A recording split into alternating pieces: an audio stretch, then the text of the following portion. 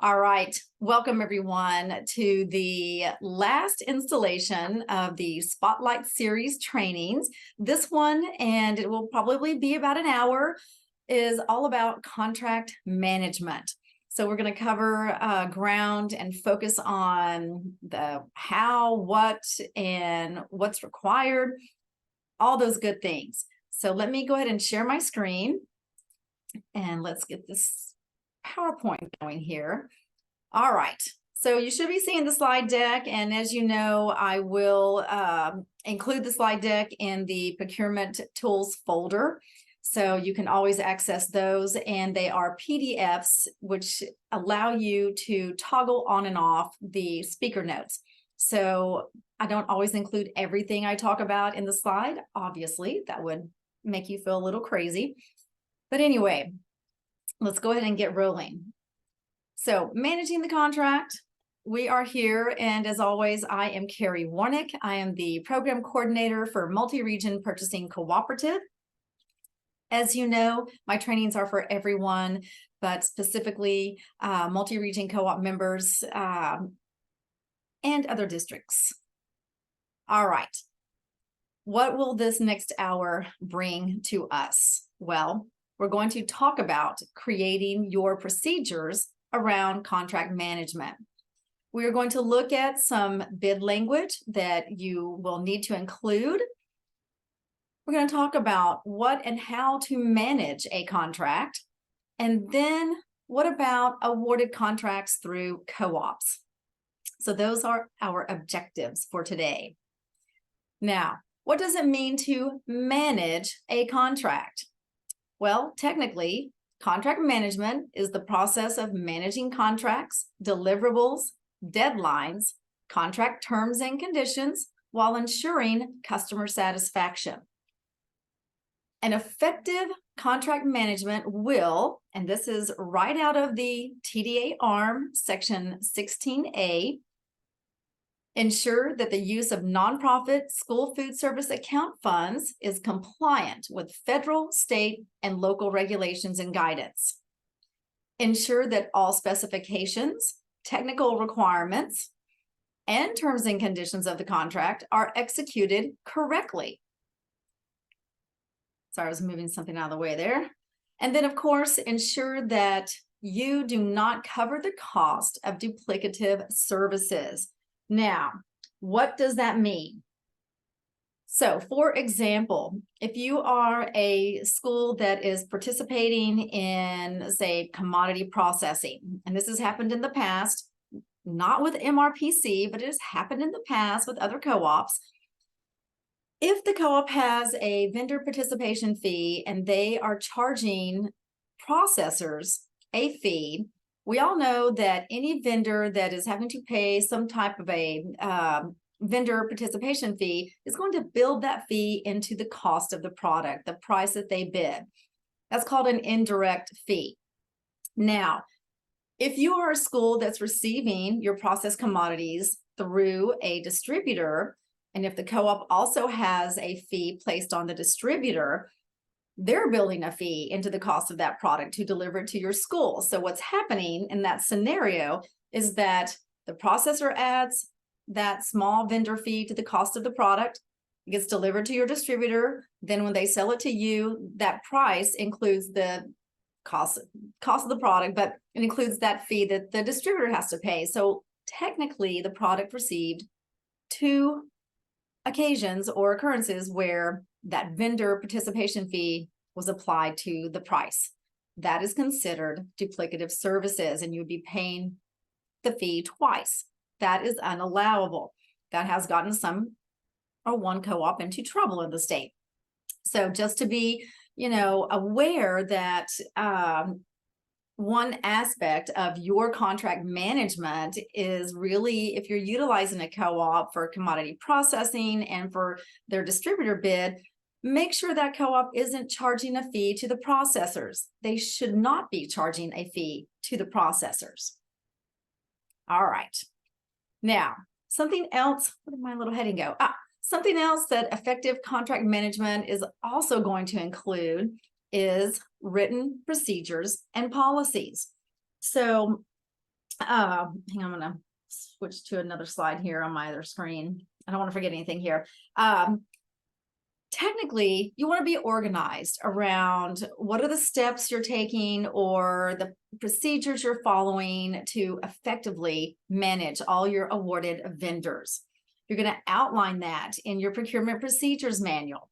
You want to include which position titles are going to manage the contracts. You may have a staff of people, and each staff person may have a role in that contract management piece. And you want to obviously stay on top of that throughout the school year. Now, another effective contract management is going to include communication tools between you and your awarded vendors. Now, that is worked out with each vendor and you. You may be a person that has your phone in your pocket always and you prefer a text. You may want a phone call. Maybe email works for you. Also, the vendor may have a process for communication about different situations, whether you've got a product quality concern, maybe there's a customer service concern. So they may have something built in where they're going to provide to you the process. So keep in mind that make sure you've got those tools in place. Now, I included understanding and fairness. And the reason I did this is because we are all human and we are not perfect. That does not exist. We try our best at all times, but sometimes our best isn't the best for someone else. So you have to maintain that understanding and also fairness in whatever your contract management includes.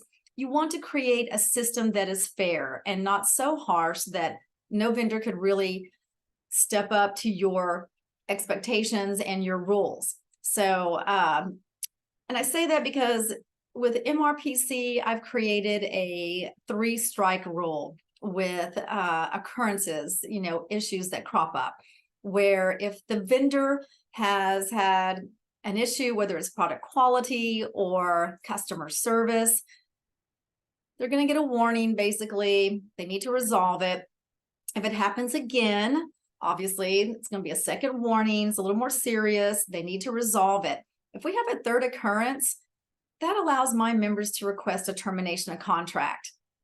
I've given that vendor 2 opportunities to resolve their issue. And if it just doesn't seem to be happening, and of course, there's required communication time because we've got communication tools in place in our processes. So, try to be understanding and fair in what you set up for your contract management. And then, of course, it's going to include a tracking and reporting system. Now, this is important because if you start to look back at how a previous school year went, and you're looking at maybe new bid responses, and you've got this vendor you've used in the past, maybe you can't remember what occurred, or maybe you're new and you don't know what occurred in the previous year with that school district. If there is a track record of how that vendor performed, this is going to give you a really clear picture. Is it a good vendor to work with? Were they responsible and responsive? Or were there a lot of issues going on and it created headaches, or maybe they ended up getting terminated in the process? So tracking and reporting is really important. It's one aspect of the contract management piece. All right, moving on. Now, TDA does require that you outline in your procurement procedures manual how you're going to manage the contract. And it must also include some kind of language about how you'll manage contracts that are awarded by purchasing co-ops that you are members of. So if you're utilizing the multi-region purchasing co-op procedures manual template, there is a section all about that. ARM section 16A has a section about contract management where you can find all the different components and things that are expected to have in your manual. In ARM, this is how they describe contract management, that it is a central factor in developing an effective financial management system that provides safeguards to ensure the stewardship of federal money and reduce fraud and improper payments by the use of internal controls. So Yet another definition of contract management. Now, let me hop out of this and let me just show you the excerpt, or actually it's the page 5 of the Procurement Procedures Manual. There's a whole section about contract management. So if you have not included this in your manual, I highly encourage you to go to the Procurement Tools folder and grab that document, copy and paste this into your manual. You may want to add to it. There may be some things in here that don't apply to how you do things. You may want to edit and update it. Obviously, when I create these manuals, I try to cover as much as possible, as much as I know, from just a global perspective, but each district is going to have some different policies or different processes that they may have to follow. So take it as a reference point, a starting point, beef it up, downsize it, whatever. But TDA will be looking for language in your manual about how you're going to manage your contracts. So you can see there's all kinds of things in here. And I will be honest that I build this stuff by looking in the ARM and pulling directly out of the ARM and creating the list of management things you have to follow or you plan to follow, steps you're going to take. What does all that look like? So as you can see, quite a bit of stuff there. All right. Now, got through that slide. Moving on. Obviously, you're going to have some bid language that helps you manage the contracts. And I would have to say a majority of your terms and conditions are really all about how you're going to manage that contract. What are the expectations? What does the awarded vendor need to adhere to and follow through with? Some of the things you might consider are obviously breach of contract terms. What kind of sanctions or penalties will be applied if a vendor has to be terminated? Termination of contract or termination for cause and convenience, I believe is another one. Rights reserved. What rights have you written into your bid language when it comes to managing this contract? Title of risk and loss. Who's going to be responsible? Obviously, a non-performance in the event of a default. How will you communicate and track issues, including required response times? I can tell you with MRPC, no more than a 2-day response is required of our vendors. Now, I've never had a vendor that didn't respond day of, except for recently. So you want to outline all those details of how you're going to go about doing that. And it's important. Know your terms and conditions. I will tell you, it is much easier to lean on contract terms than to attempt to seek resolution using opinion or subjectivity. All that does is it sets you up for an argument and probably won't get too far. And I think I even called this, let's see, where is this on? I'm trying to find my slide. I think I even called this throwing the book at the vendor, right? So if you've got terms and conditions that they have agreed to by accepting the bid award, they're expected to follow those terms. And if you've got an issue and you send over a form you've created or an email, use your terms and conditions as the bulk of your message so that they are reminded of what they agreed to. All right, I'm going to take a look at a few terms that would be useful in certain situations.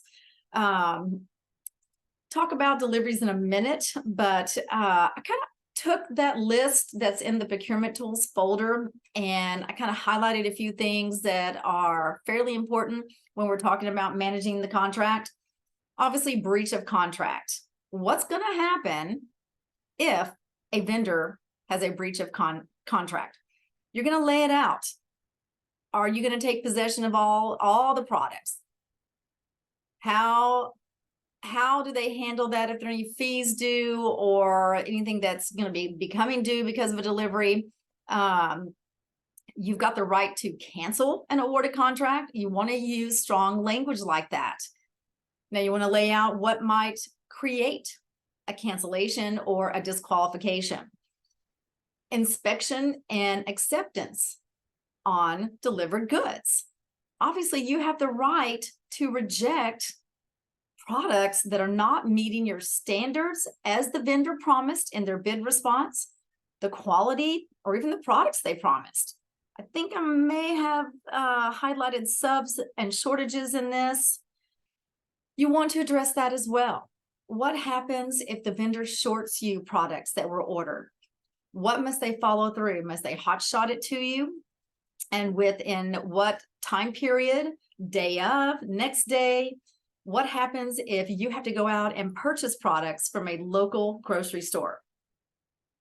Are they going to reimburse you at the cost you paid? Absolutely. If they've shorted you and you've got to go spend extra money on something, you have the right to exercise that. Now, I'm going to fall back on understanding and fairness here, because sometimes it is not your vendor's fault as to why they could not get the product in that they promised to get for you and deliver to you. And that we have seen a lot of that during COVID.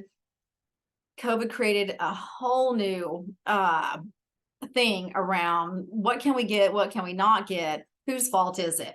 So we're still seeing some of that go on. Same with subs. If the vendor is needing to sub, you need to have communication tool around that, and they need to follow through with proper communication as outlined in your terms and conditions. This is what you're going to lean on. Now, when we talk about termination of contract, this can happen, happens every year. In this co-op, we see it happen pretty much every year with one vendor, one district, and sometimes things just don't work out. As I mentioned earlier, I do have a 3-strike rule, and if it just becomes clear that for whatever reason, the vendor cannot perform to the promises made by agreeing to the terms and conditions or whatever is going on, we have a very formal process in place. And I encourage you, whatever you create in your contract management policy and procedures, create a formal process. Make sure that communication is documented, and that when you terminate something with a vendor, a contract with a vendor, that it is written, it's very clear. You are quoting the terms and conditions around a termination in your termination letter. Make sure you are letting them know that, look, this was not a random decision you made. Here's the tracking record of what's led up to this termination, and here are terms and conditions around it. So having the documentation back up any actions you're going to take on managing a contract is really important. So just a few I'd highlighted, but many more in there. All right. Now, when we talk about what and how to manage a contract, well, pretty much everything about that contract is what you're going to manage. And how you manage it is whatever you've created in your procedures and your policy. Now, we talk about deliveries. Is the vendor delivering within the time frame outlined in your terms and conditions? If you said between 6 a.m. and 2:30 p.m., they need to have the delivered goods inside your building by that 2:30 p.m. time slot, and no earlier than 6 a.m. unless you have arranged for some type of a key drop where they're showing up before hours or after hours. A lot of schools are willing to do that. A lot of vendors are trustworthy to do that and properly deliver, and that works out very nicely. I will tell you that managing that delivery situation, most often, I've seen our vendors step up to the plate and work with their routing departments and somehow reroute or place the school district on a different day so that they can deliver within the contract agreement of 6 to 2:30, so that no school is being asked to pay overtime of employees or employees stay late.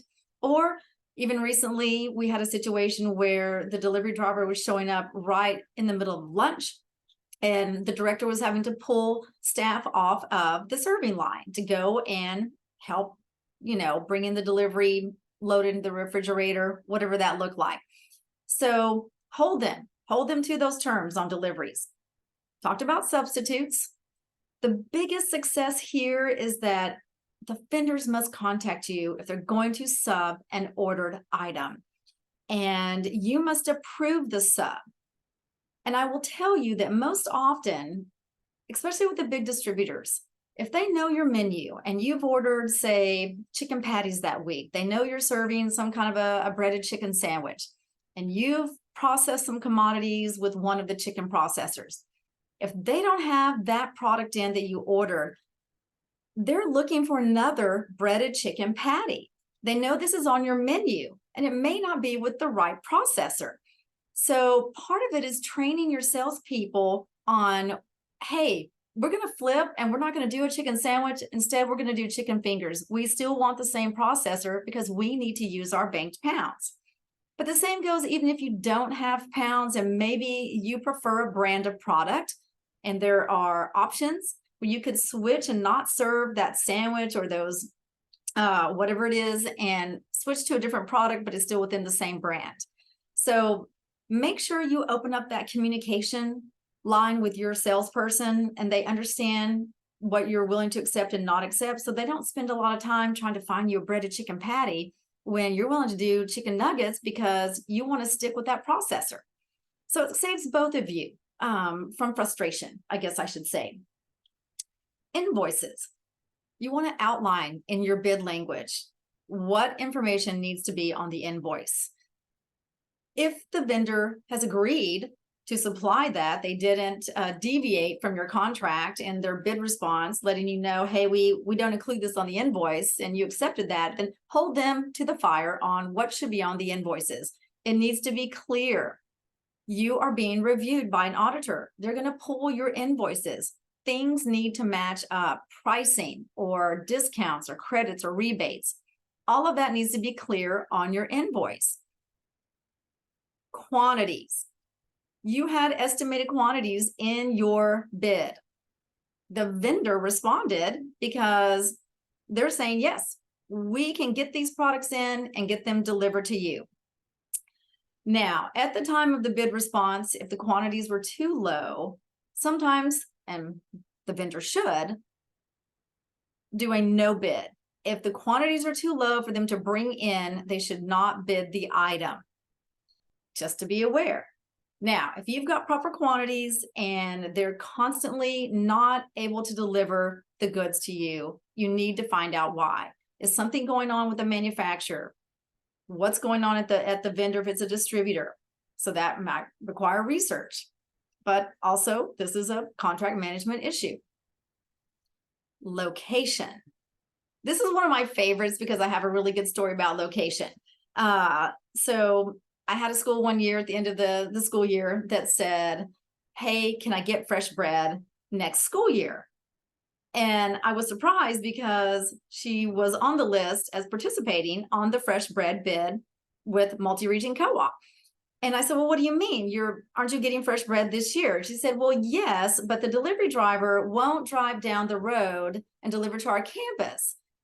The delivery driver drops our bread off at the convenience store 5 miles on the main road. And we have to drive every week and go grab our bread from the convenience store and bring it back to our campus. This was the craziest thing I think I'd ever heard. And so, of course, we got that corrected right away in the next year because that was not in our contract agreement. The contract agreement was fresh bread would be delivered to the campus, not to the convenience store. So again, a contract management piece. I've heard many of you say, sometimes the delivery driver wants to drop 2 campuses at one campus, and now you are responsible for getting the other campus their food.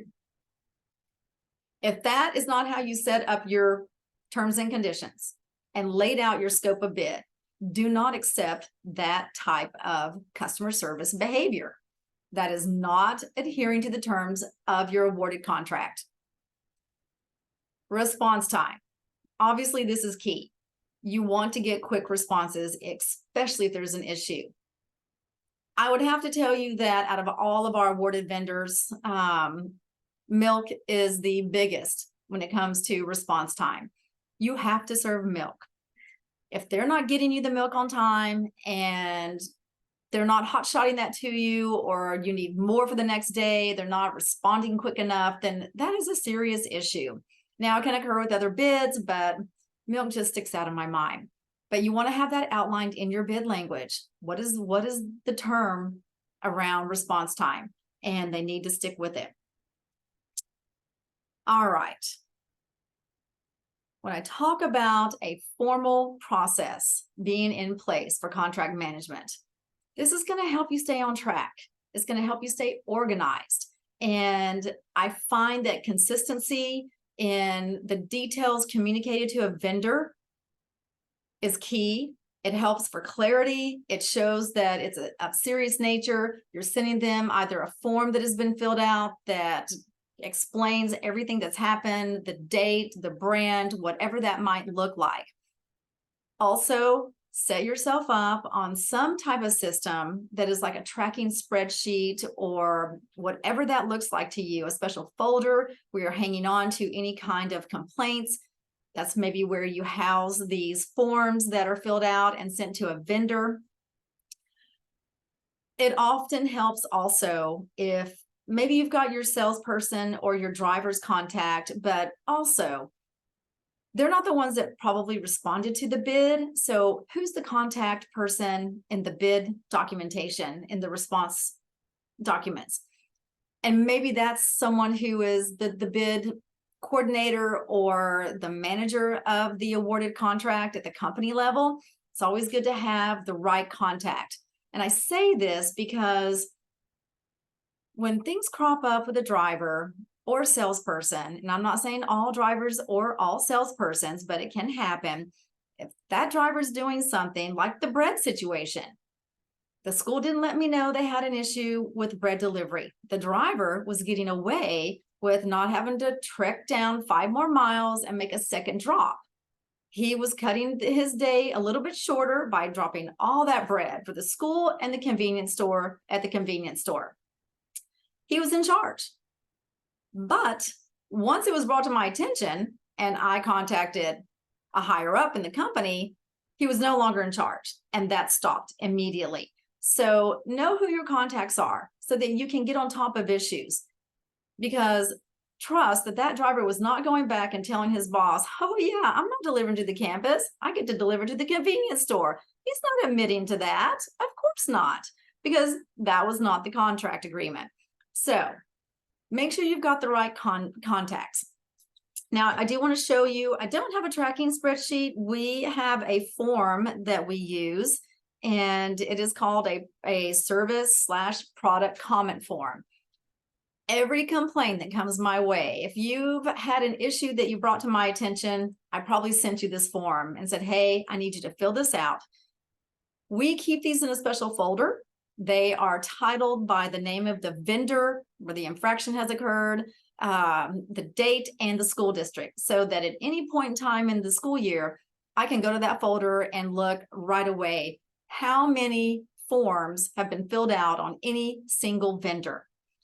This also allows you to provide details of what is the occurrence, what is going on. And at any moment, I could open any one of these and take a look. Now, I do encourage you to create a tracking spreadsheet if that works for you. Maybe a form is not your thing. Maybe it's more, I want to send an email. But if you are just sending emails, make sure you copy yourself and then save that as a document in a folder about product or service issues. You've got a signature place down here. Did you contact the rep? And who did you contact? That's important. Because if you've got an issue going on and maybe you've sent this to your driver or your sales rep and nothing's getting done, you've got a history. You've got a history that, look, I was talking to my rep and now it's going to go higher up in the company. And now someone else is going to get involved. So I do encourage you to put some kind of formal process in place that helps you really easily track these issues. All right. I want to hit from the beginning there. Now, when we talk about bids that are awarded through a cooperative, every co-op should have a written process on how they will manage all awarded contracts. It really is important for you to understand what is your cooperative's process. Are they going to ask you to complete a form and submit it? And submit it to who? Who's managing complaints? This allows your co-op to follow up with the vendor and ensure that whatever the issue was, that it gets resolved so that you, the client, are satisfied with the outcome. That is very key. You want to follow through with the use of those proper forms and communication.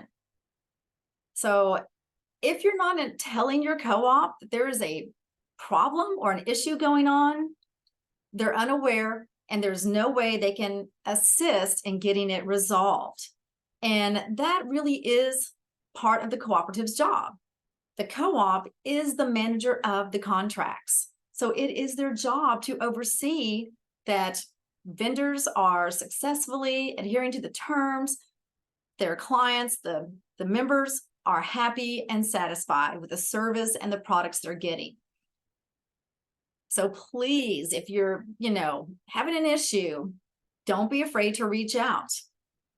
Our form for multi-region co-op is on our website under the links and labels, and it's just called the service product comment form, and it's a fillable Adobe form. You simply just drop in the information. You can just type in your name as a signature and send it over to me.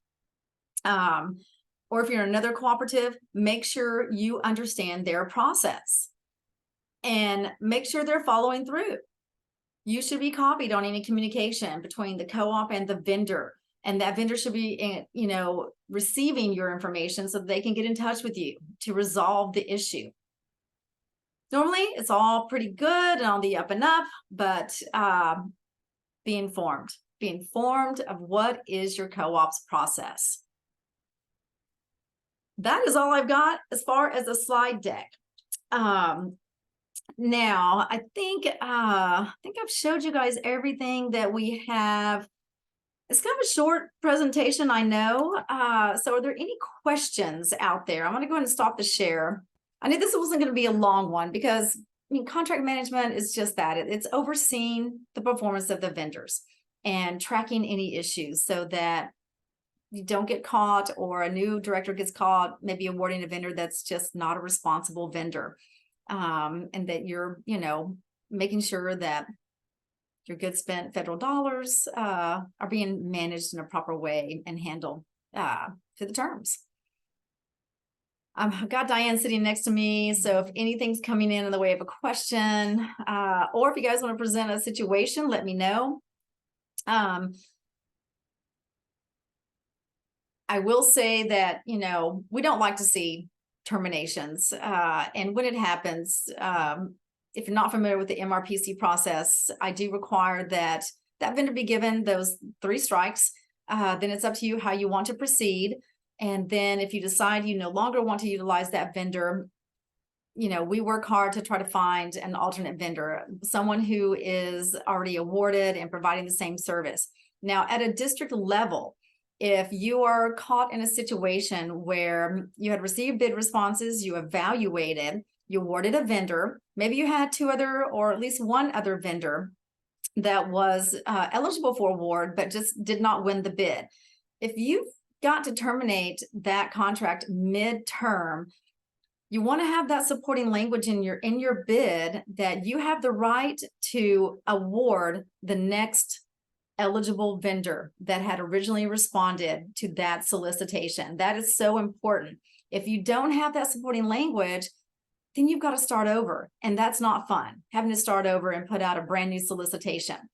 It's so much easier if you've got that language that allows you to turn around to vendor B and say, hey, we'd like to award you, and hopefully they approve and accept the award offer, and then you can kind of just not have a completely messed up school year, maybe a bump in the road, so to speak.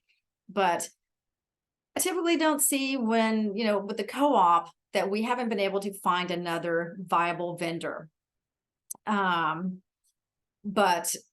during COVID, I did see that schools had to stick with certain vendors when they wanted to terminate because another vendor just could not pick them up because of just COVID related things. Now, I did just see a question pop up about a tracking spreadsheet for product or service issues. I do not have a tracking spreadsheet for that. And I know that is a shocker because I am the spreadsheet queen. Maybe I'm at my limit. I don't know. I am happy to create one. In fact, I thought maybe I needed to create one for this presentation. Can certainly lay some things out, but in my mind, a tracking spreadsheet would just really include a column where, maybe you've listed all your awarded vendors, and then you've got columns for, a first, second, or third occurrence, whatever your policy is, terminated or not terminated. I also, and I didn't include it in the slide deck, but I probably need to add a slide, is another way to track performance is through a mid-year review or an end of the year review. And that could be an easy survey. If you've got multiple campuses, multiple ordering managers who are maybe dealing with the drivers or sales reps, maybe it's just a quick, short, few question survey on how did the vendor do for the past, 4 or 5 months, or how did the vendor do this year, and have some yes, no, or a rating system. I think one year we did an end of the year survey, which I should be doing it every year. But I really rely on our forms to look at performance. But I will get that dropped into the procurement tools folder so you can have a sample, a reference for what would an end of the school year survey look like about vendors. But get wrapped around something that allows you to track what's going on. And especially at the school level, that spreadsheet might really serve you well. I'll try to come up with something that will help you with that. As you know, I love spreadsheet. What can I say? Diane's sitting here laughing. I just can't hear her. Anyway, any other questions? Diane, see anything coming through? No? A little bit shorter training today. It's almost Friday. Yes, happy for that. And again, I thank you guys for attending these trainings as always. If you have a suggestion for a training, let me know. I decided to focus on commodities with the first Spotlight series focus, and then really these 4 sessions were the 4 phases of procurement. And I thought it was kind of nice to break them down into 1-hour sessions or a little bit less as we see today. But if you've got something you would like for me to spotlight focus on, I am happy to do that and put together something, because if you're thinking you need it, there's probably many others that would like to have that as well. So I'm always open to recommendations for trainings. They're fun for me, and if it helps you guys, that's even better. So let me know, shoot me an email if you have an idea, and I'll see what I can come up with. All right, any questions? No? Okay. Well, everyone, thank you. Go and have a great rest of the week and weekend. And as always, appreciate your attendance on these. And I'll see you next time. I'll play some music for about 5 more minutes. And thanks again.